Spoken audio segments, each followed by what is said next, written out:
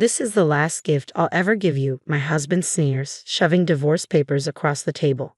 I've decided to marry someone else, so thanks for being my cash dispenser all these years.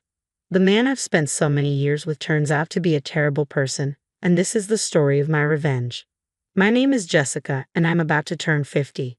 Tomorrow is a significant day for me, not just because of my birthday, but because I will finally be free from the debt that has burdened me for so long. My husband, Lance, and I have worked hard together for the last 2 decades.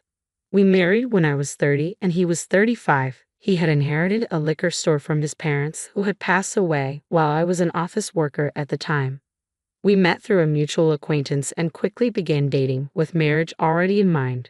But I had one concern. What if he asked me to run the store with him? At the time, I was working as a financial consultant, advising individuals and corporate clients on insurance and investment strategies. I earned a solid income and loved my job. I was even studying for certification to advance my career when Lance proposed to me. "I know you've been working hard to get that certification," he said. "I want to support you in any way I can. I have enough staff at the store to manage on my own, so you should continue pursuing your dreams." His reassurance was the final push I needed to marry him. He seemed kind, supportive, and genuinely on my side, just the kind of person I wanted to build a life with. So, as agreed, he focused on his business, and I focused on my career. We both thought our marriage was going well. But about a year into our marriage, everything changed. I was spending my day off at home while Lance was at work. As I vacuumed under the bed, the vacuum caught on a pile of papers. We had only been living in this house for 6 months, so I was surprised to find such a mess. Curious, I picked up a crumpled piece of paper and opened it. The bold letters at the top of the page hit me like a ton of bricks. Reminder of payment. The total amount of debt owed in Lance's name was $200,000. $200,000. My head started spinning. Why had he hidden such a massive debt from me? I confronted him as soon as he came home. "What is this debt? What's going on?" "It's not what you think," he said quickly. "It's debt left to me by my parents." The debt wasn't personal. It was tied to his liquor store, passed down from his parents along with the business. It was secured by the land and the house we lived in, so he had no intention of renouncing the inheritance. I understood that it wasn't his personal debt, but it was still something that couldn't be ignored.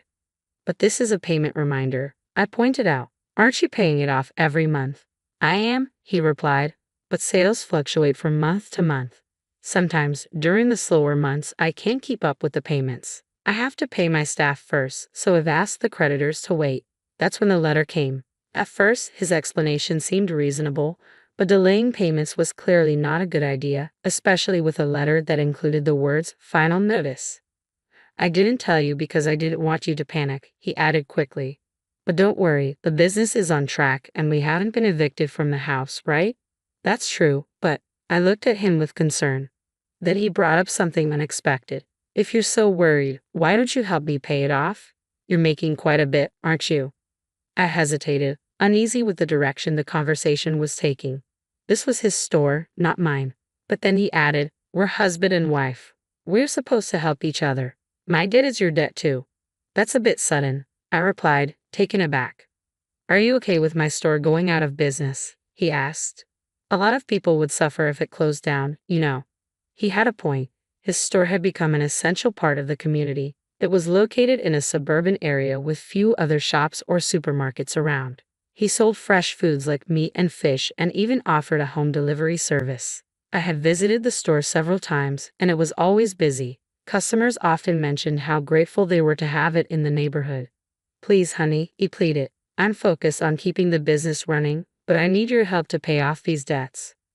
I respected his dedication to his work and the effort he put into the store. I didn't want to see it disappear. I didn't want that to happen at all. Being married means supporting each other through thick and thin, and if he was struggling, it seemed only natural for me to help him.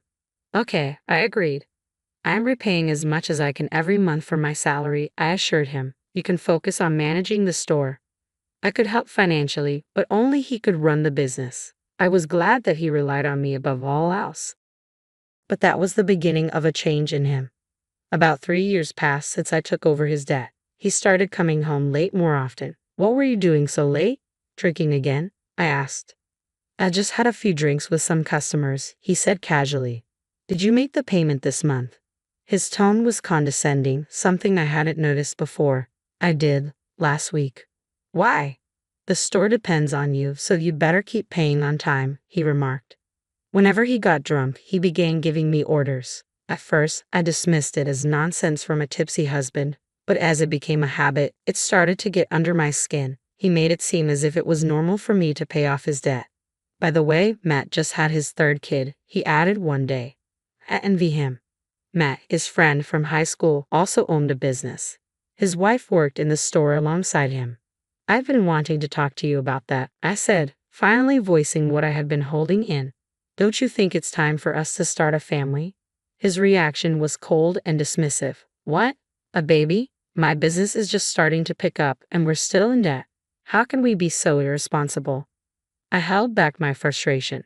Matt has 3 children now, right? We can manage one too. His parents are still in good health, and his wife helps out at the store. They're different from us, he snapped, and I couldn't argue with that. But deep down, I had always thought I would have children. When I got married, my dream of starting a family was easily crushed. So, until I pay off all your debts, we can't have a baby? Well, I guess that's how it's going to be, he replied with a smirk. If you make a lot of money and pay off the debt quickly, I might think about it. His mean smile disgusted me, but I became determined to pay off the debts as soon as possible. How blind I was. Even though his demand was irrational, I was so fixated on the idea of starting a family that I didn't question it. From that point on, I worked tirelessly for Lance. I pursued additional qualifications, took promotional exams, and secured salary increases. I started earning much more than other women my age, even making advance payments on the debt. But the debt didn't disappear easily. Before I knew it, I turned 40, and I had to give up on having children. I told myself that as long as I still had my husband, it would be enough. He relied on me, and I was willing to do anything for him. As long as I believed that, I remained content. But Lance began coming home later and later as the days went by.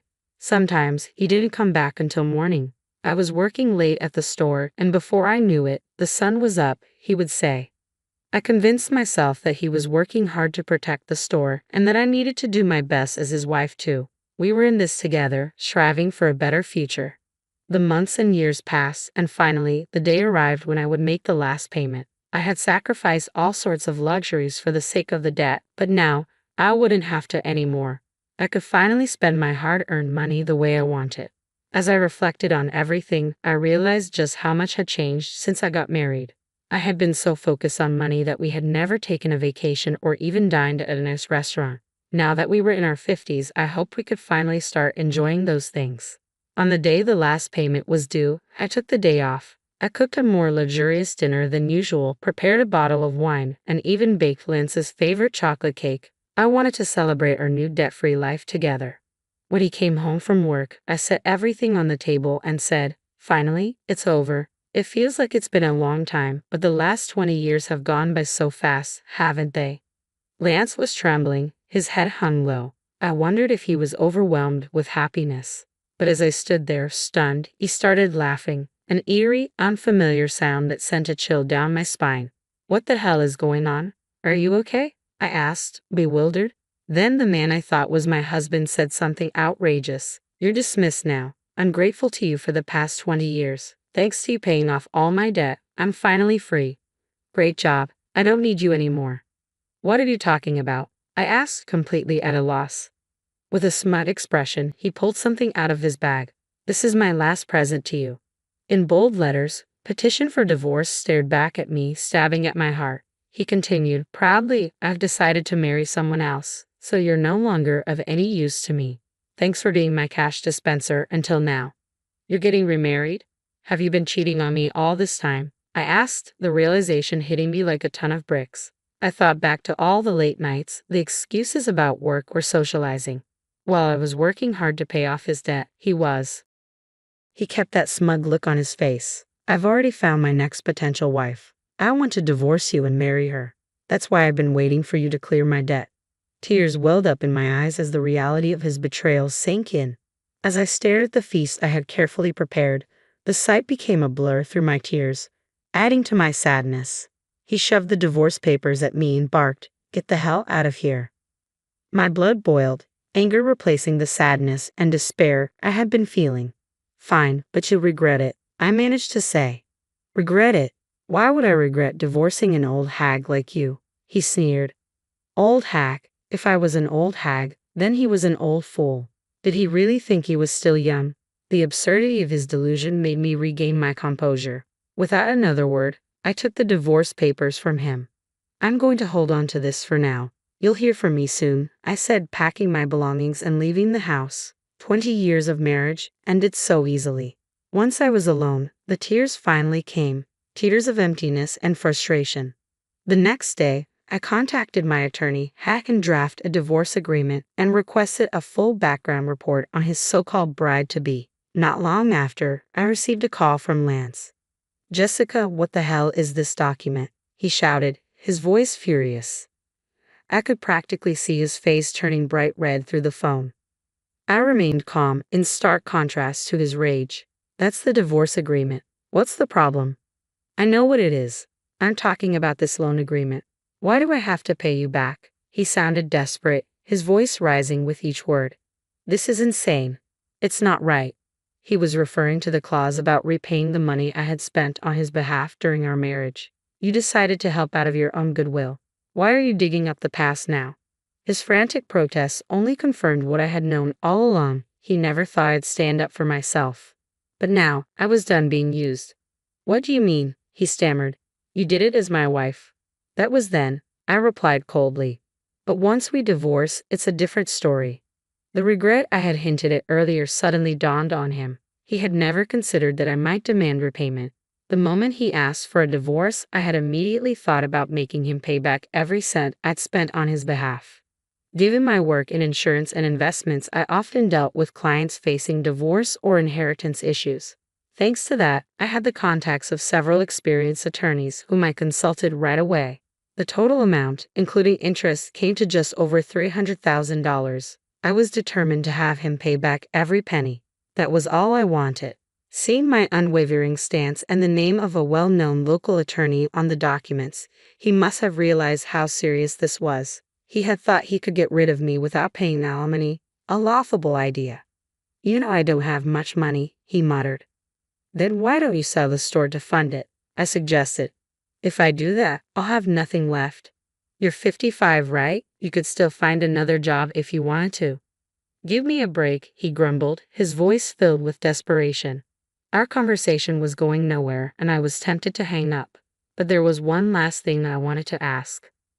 By the way, how's it going with your new bride-to-be? That's none of your business, he snapped. I burst out laughing at his brusque attitude.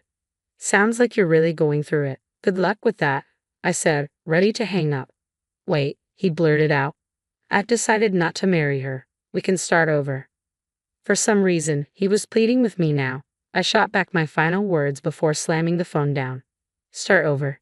Don't kid yourself. I don't want you.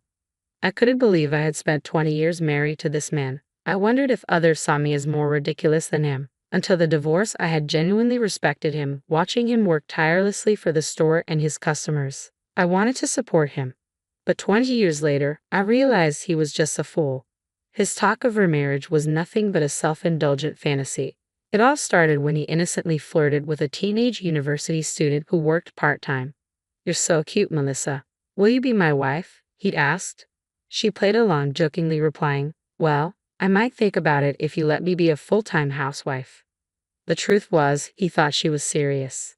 To her, the idea of marrying a man nearly 40 years her senior was nothing more than a joke. When he persistently pressed her to marry him, she was horrified. Her parents had to intervene and place a restraining order against him. When I read the report from the private investigator, I laughed so hard I nearly hyperventilated. All those late nights he came home, I thought he was working hard. I had no idea. Instead, he was hitting on young girls at his favorite bars and strip joints, making a fool of himself by saying things like, I'm surprisingly popular with young girls. I'm a salesman, so I have this easygoing aura. They say I look younger. Don't you think so? The girls apparently cringed at his comments. He no longer saw any value in his old wife and viewed me only as a cash dispenser. But his delusions were laughable. No one took him seriously, and he ended up as a sad, almost stalker-like figure who nearly got into trouble with the police. Honestly, it might have been easier if he had just cheated on me. But he couldn't even manage to find a mistress. His obsession with marrying a young girl stemmed from the fact that his friend Matt had a grandchild. Matt had told me the story himself. As soon as he saw my grandchild, he said he wanted to have a child of his own. I scolded him, telling him he had no right to speak that way, especially after I had spent years paying off his debt. I was harsh, but I had no idea he had stooped so low. He was absolutely mortified. I'm glad I didn't waste my golden years with that man, I muttered to myself. My divorce was finalized, and since the division of our property wasn't clear-cut, he had some room to negotiate for his own benefit. However, he quickly gave up just because my attorney was well known. I couldn't believe how such a gutless person had managed to stay in business all that time. In the end, he sold the store to pay me back. Thankfully, his employees had already left before he sold it, so they weren't affected by his misfortune. Many customers were shocked and frowned upon him for giving up the business his parents had passed down to him. When they learned the reason was to pay off his ex-wife, the news spread like wildfire, and it almost sounded like a comedy. Even if he hadn't sold the store, the bad publicity would have eventually ruined his business. In a way, it was probably for the best that he sold it before he went bankrupt. The money from the sale wasn't enough to cover his debt, so he continues to work part-time jobs to pay me back to this day. Occasionally, I still get messages from him. It was all my fault. Can we get back together? I was out of my mind because Matt was showing off his grandkid.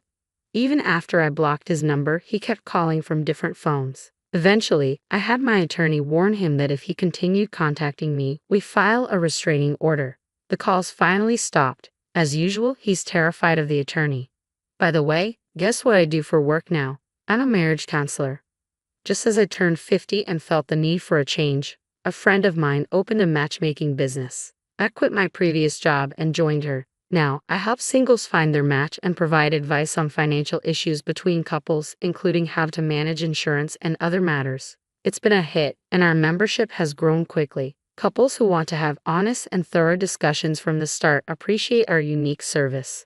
Having gone through so much myself, I don't want others to make the same mistakes I did. Although my salary is a little lower than before, I genuinely enjoy helping others find happiness every day. I found my happiness after letting go of my ex-husband, and now I'm doing my best to be a bridge to someone else's happiness.